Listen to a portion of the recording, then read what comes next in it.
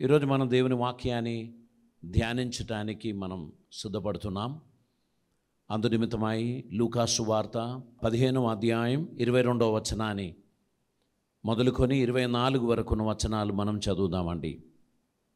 అయితే తండ్రి తన దాసులను చూచి ప్రశస్త వస్త్రము త్వరగా తెచ్చి వీనికి కట్టి వీని చేతికి ఉంగరము పెట్టి పాదములకు చెప్పులు తొడిగించుడి, క్రొవ్విన పశువును తెచ్చి వధించుడి, మనము తిని సంతోషపడుదుము.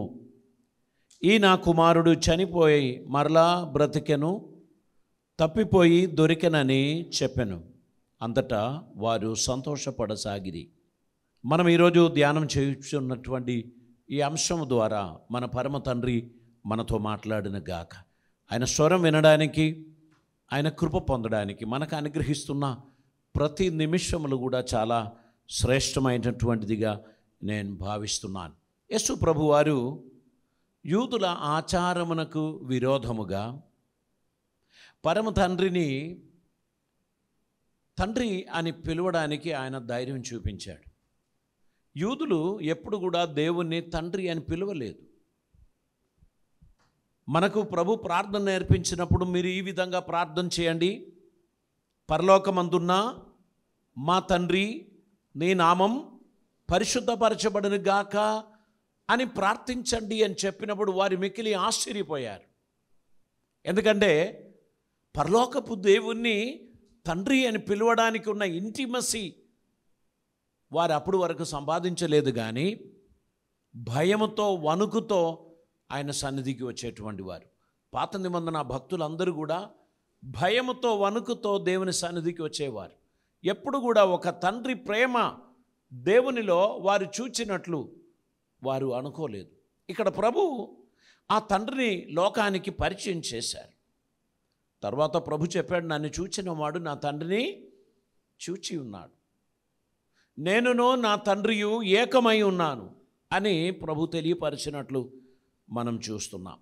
ఇక్కడ యేసు ప్రభు ఒక ఉపమానం తెలియపరిచి, ఒక తండ్రికి 2 కుమారులు ఉండెను. దాని యొక్క 11వ వచనం నుంచి 32 వరకున్న వచనాలు మీరు చదివినట్లయితే, మరియు ఆయన ఇట్లా నేను, ఒక మనుష్యునికి 2 కుమారులు ఉండిరి.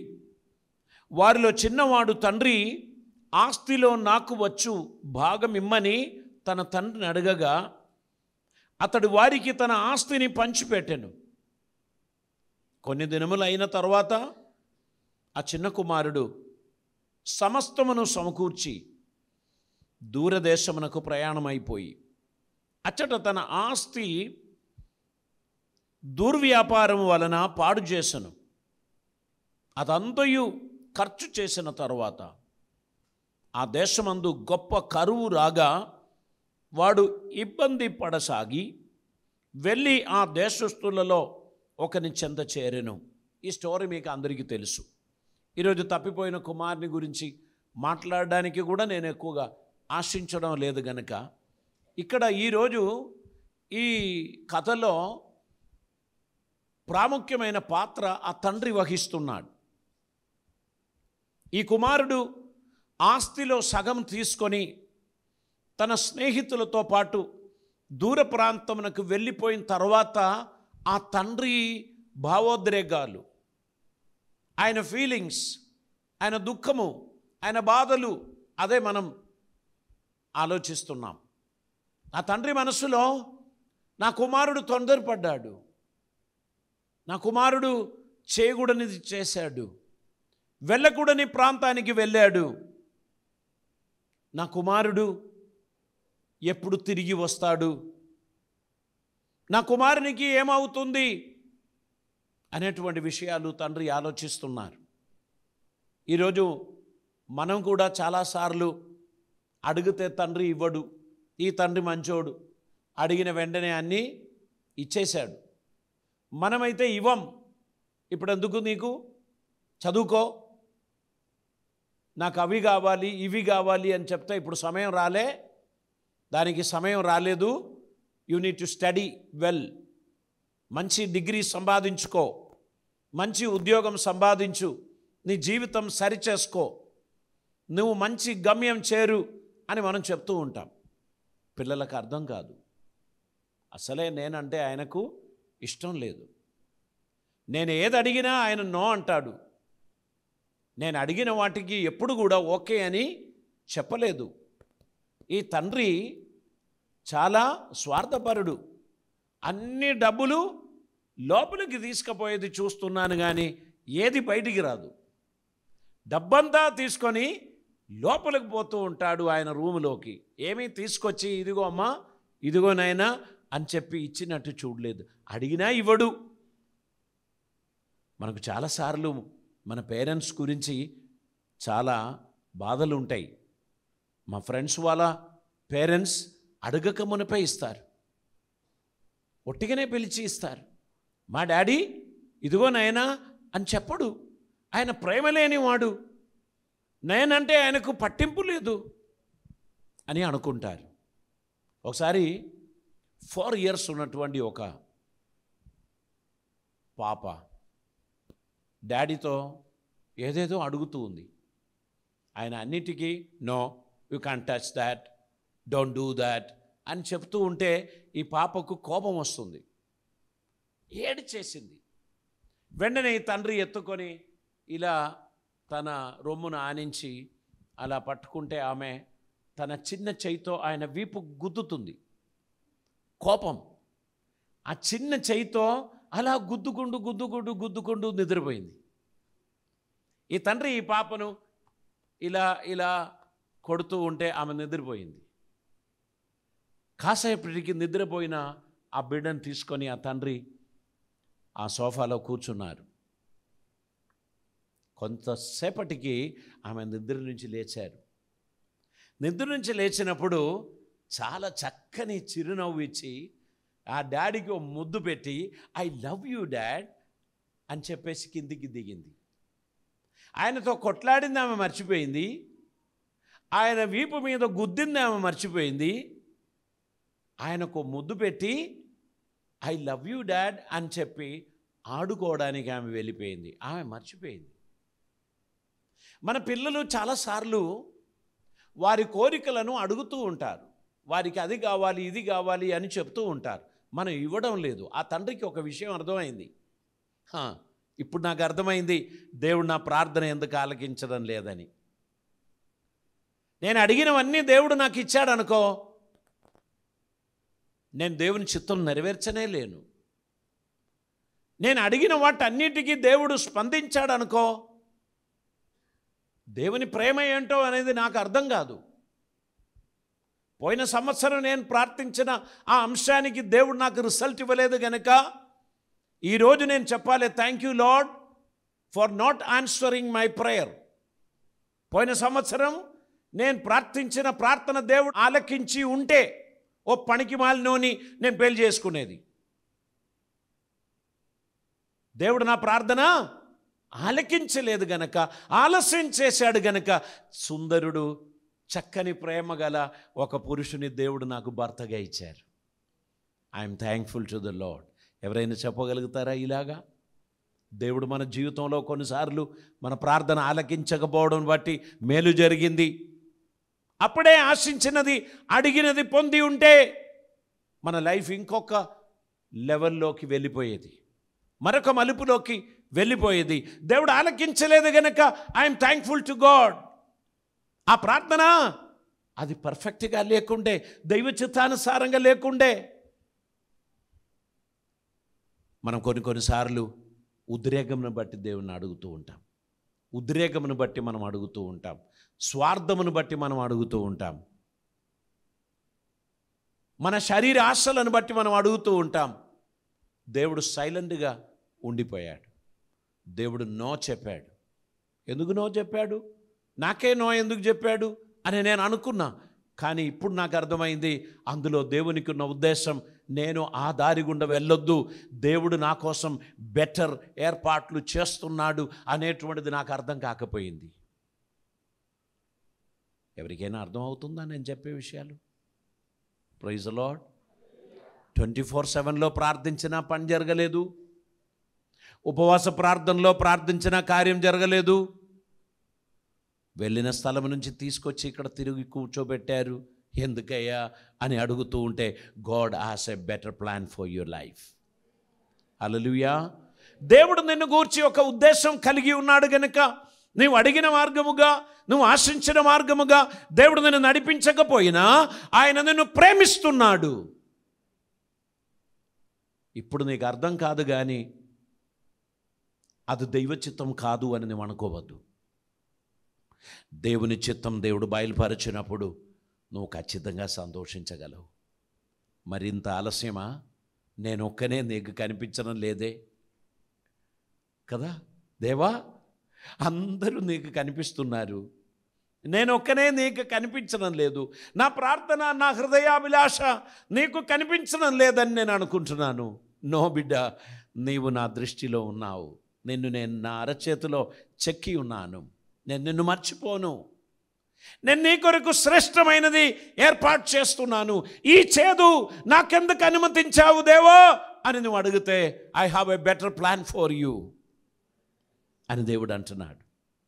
నీ గురించి నాకు ఒక ఉత్తమమైన ఉద్దేశం ఉంది గనక నేను నిన్ను విడువను, నేను నిన్ను విడబాయను, నేను నిన్ను అనాథగా విడువను. నేను నీకు తోడుంటాను, నేను నీకు సహాయం చేస్తాను, నేను నీ జీవితంలో అద్భుతం చేస్తాను. దేవునికి స్తోత్రం. మన దేవుని సన్నిధిలో ఈరోజు మనం నేర్చుకోవాల్సినటువంటి విషయం ఏంటంటే, తండ్రులుగా దేవుడు మనల్ని ట్రీట్ చేసినట్లు మన పిల్లలను మనం ట్రీట్ చేయాల్సిన అవసరం ఉంది.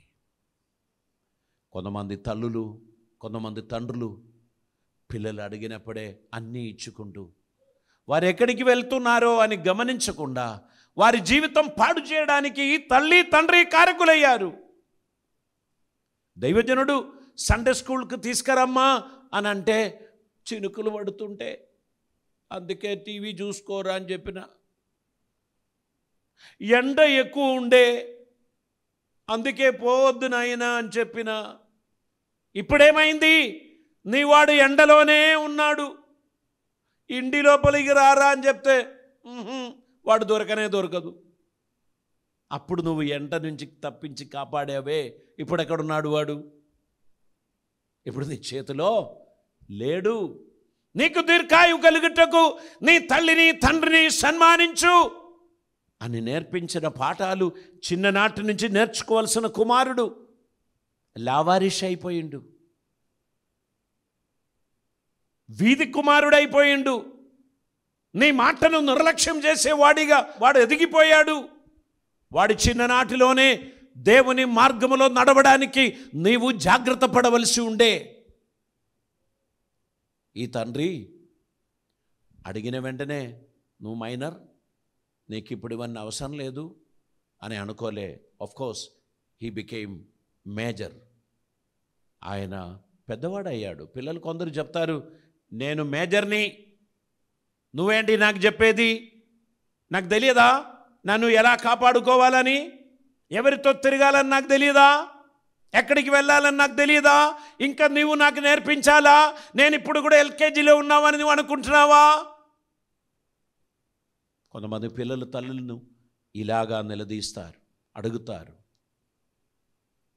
గివ్ మీ మై రైట్స్, నా పోర్షన్, నాకు రావలసినది నాకు ఇవ్వండి.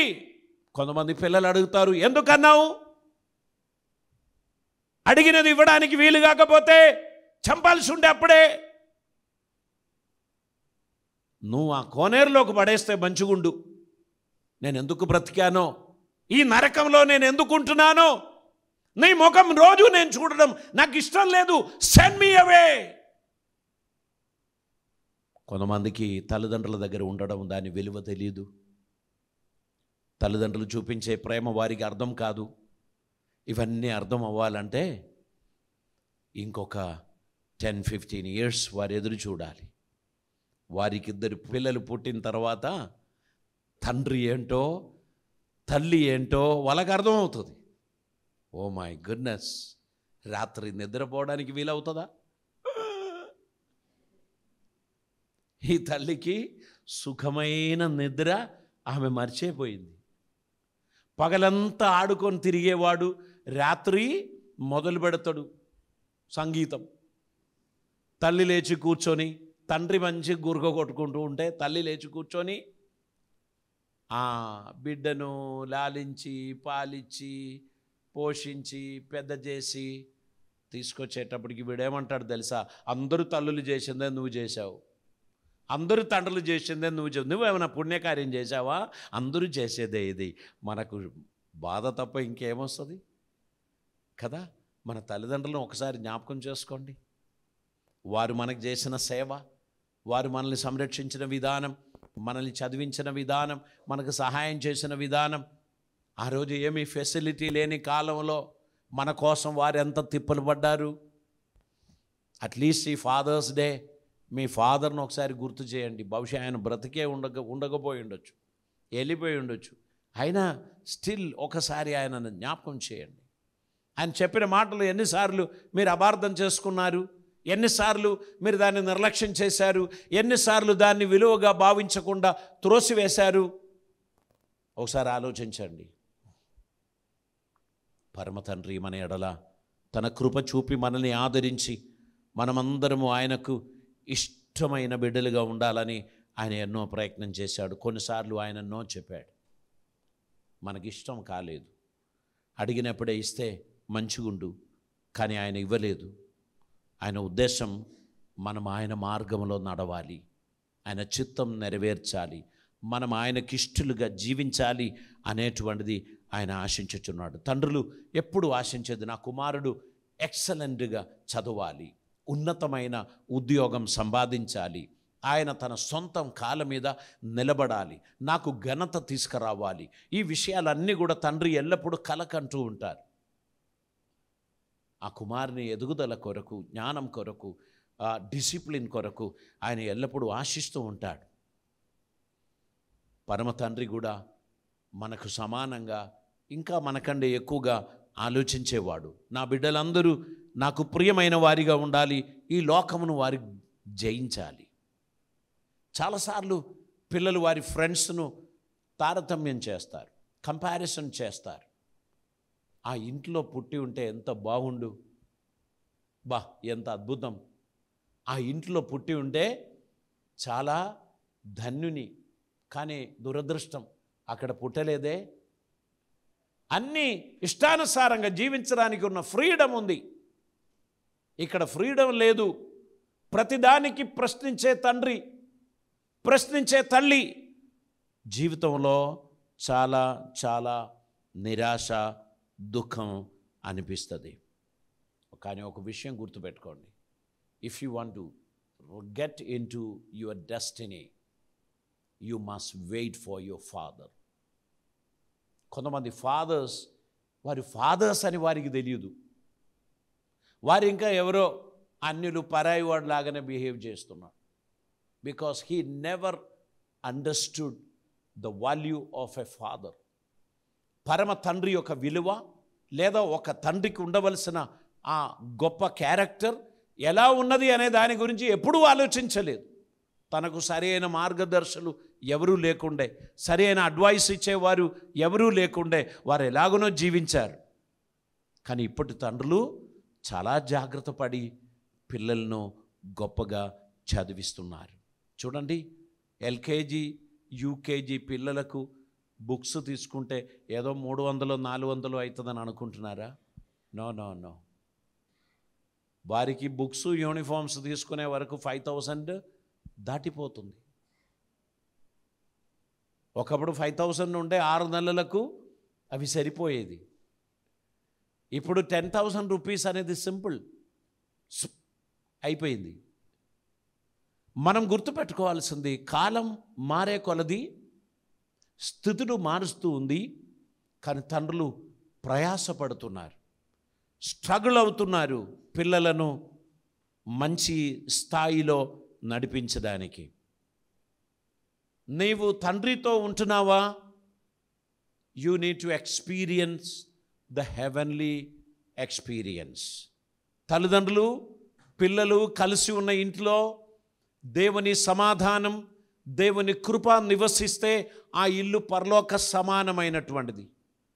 త్రాగి వచ్చుచున్న తండ్రి, బూతులు పలుకుచున్న తల్లి, కొట్లాడుచున్న సహోదరులు, ఆ ఇల్లు నరక సమానమే. మన జీవితంలో దేవుని ప్రసన్నత, దేవుని అందున్న ప్రశాంతత అనుభవించుచున్న ఇల్లు పరలోకానికి సమానం.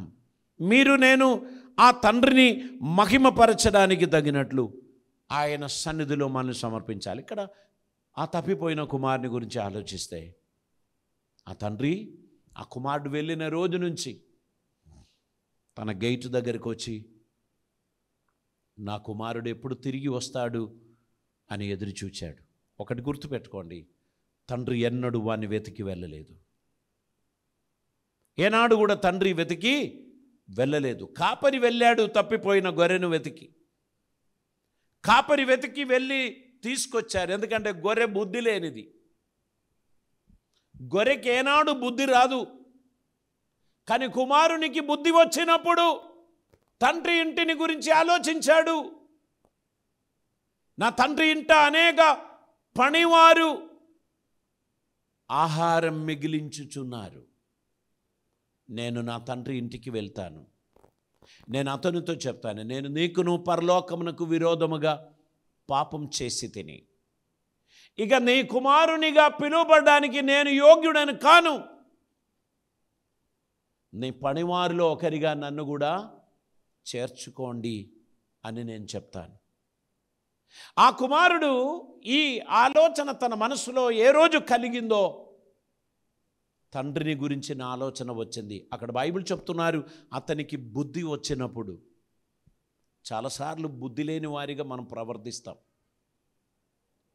జ్ఞానవంతులుగా ఉండవలసిన మనం, దైవ చిత్తానుసారంగా నడవలసిన మనం ఏమనుకుంటాం, నా ఫ్రెండ్స్ వారి లైఫ్ అంతా ఎంజాయ్ చేస్తున్నారు, వారు బ్యూటిఫుల్లీ ఎంజాయ్ చేస్తున్నారు. ఐఎమ్ ప్రేయింగ్, ఫాస్టింగ్, నేను మందిరానికి వెళ్ళాలి, పనులు చేయాలి, నేను అన్ని తిప్పలు పడాలి. నా ఫ్రెండ్స్ చూడు, free birds, they flying away in the free air. వారు సూపర్గా ఎంజాయ్ చేస్తున్నారు life. No no no no, they are not enjoying. They don't know where they are going. వారు ఎక్కడికి వెళ్తున్నారో వారికి తెలీదు. నీకు ఓ తండ్రి ఉన్నాడు గనక, నీకు మార్గదర్శి ఉన్నాడు గనక, నీకు ఒక సలహాదారుడు ఉన్నాడు గనక నువ్వు తప్పిపోకుండా దేవుని మార్గంలో నడవడానికి నీకు వీలవుతుంది. నీ తండ్రి ఎవ్రీ డే నీ కోసం సమకూర్చి పెడుతున్నాడు. దేవునికి స్తోత్రం. నీ తండ్రి నీ కోసం కొన్ని ఏర్పాట్లు చేస్తున్నాడు, కొన్ని ప్లానింగ్స్ చేస్తున్నాడు. బహుశా ఇహలోక సంబంధముగా మీరు మీ తండ్రిని పోగొట్టుకున్నారేమో. But remember, he is your father in heaven. నీకు ఒక బెటర్ ఫాదర్ మీకు పరలోకమందు ఉన్నాడు. దేవునికి స్తోత్రం. నీ తండ్రి ఆలోచించిన దానికన్నా అద్భుతంగా ఆలోచించగలిగిన తండ్రి నీకున్నాడు. ఒకవేళ మీ తండ్రికి నీ గురించి, నీ జీవితం గురించి విలువ లేదు అని నువ్వు అనుకున్నట్లయితే, you have to approach your heavenly father. తండ్రి, నా తండ్రి నన్ను పట్టించుకోవడం లేదు, I just come to you, take care of my life. నా జీవితాన్ని నీకు అంకితం చేస్తున్నాను. నా జీవితంలో నేను చేయవలసిన పాఠములు నాకు నేర్పించండి, నడవలసిన మార్గం నాకు నేర్పించండి, త్రుటిల్లకుండా నన్ను నిలబెట్టండి, నీ అడుగు జాడలో నన్ను నడిపించు అని మనం ప్రార్థించినట్లయితే ఖచ్చితంగా ఆయన మనకు తోడై ఉండి మనల్ని నడిపిస్తాడు. దేవునికి స్తోత్రం. అందరం కలిసి తల్లు వంచుదాం, ప్రార్థన చేద్దాం. పరిశుద్ధుడైన తండ్రి, కృపామయుడైన దేవా, నీకు వందనాలు. అద్భుతకరమైన నీ సన్నిధి కొరకై స్తోత్రం. మాతో మాట్లాడిన మీ మాటలను బట్టి వందనాలు. Yes lord, we believe that we have a wonderful father in haven.